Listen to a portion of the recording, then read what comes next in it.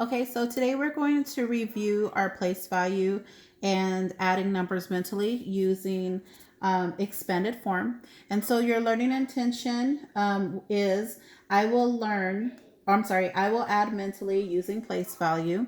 And your success criteria is I will know I am successful when I can add by using expanded form.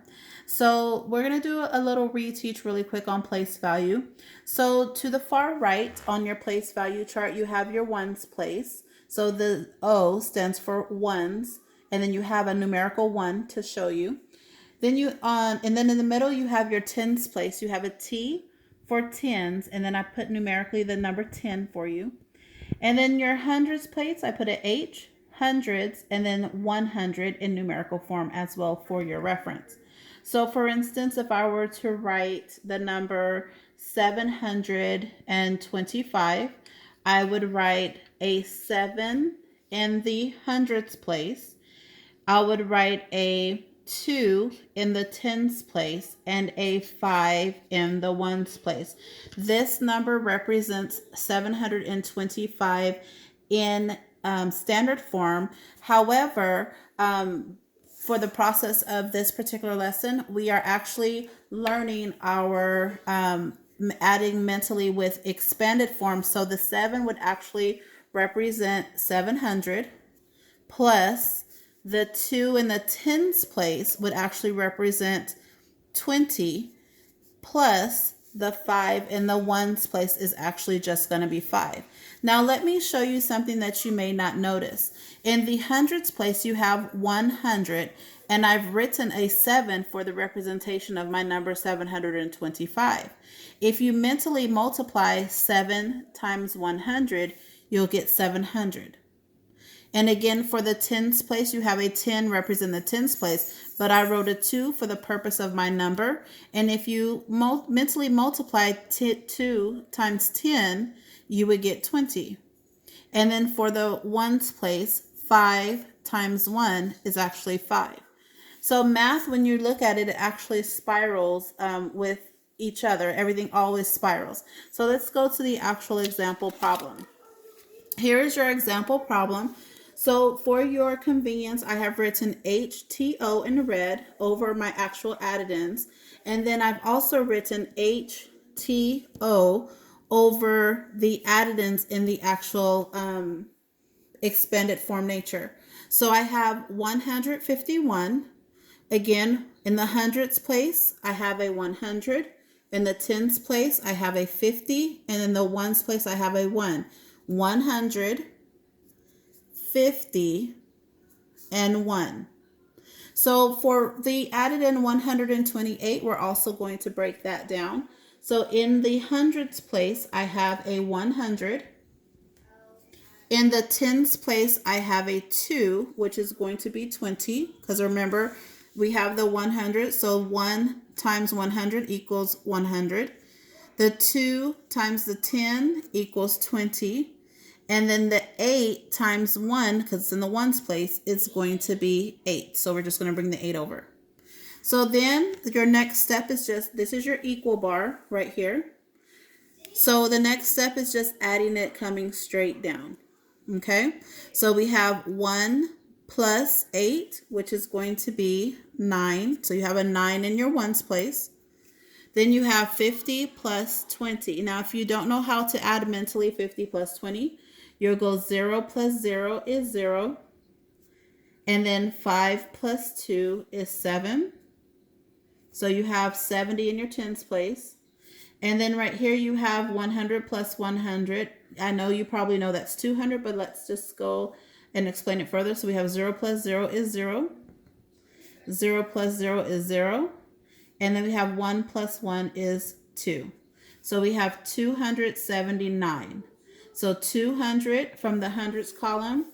We have 70 in the tens column and 9 in the ones column. So now all you have to do is write it in standard form. So I have a 2 in my hundreds place, a 7 in my tens place, and a 9 in my ones place. Okay, so let's keep going. So for example, number 2, it's doing something a little bit different. It says make a 10 or 100 to add mentally. So for example, number 2, it says find 134 plus 99.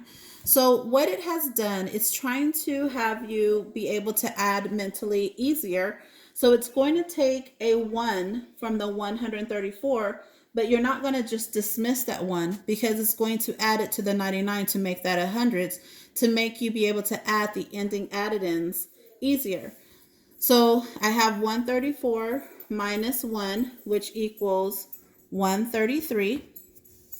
And all I did right here is just bring down my plus sign.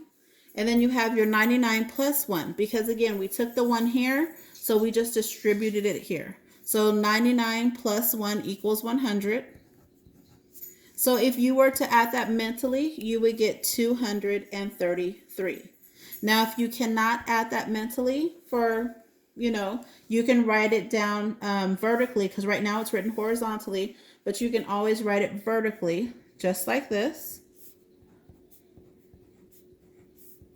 with my equal bar. So I just wrote it vertically for you. So we have our hundreds place, tens place, and our ones place. And I'll even draw my bars that I like to draw in the classroom.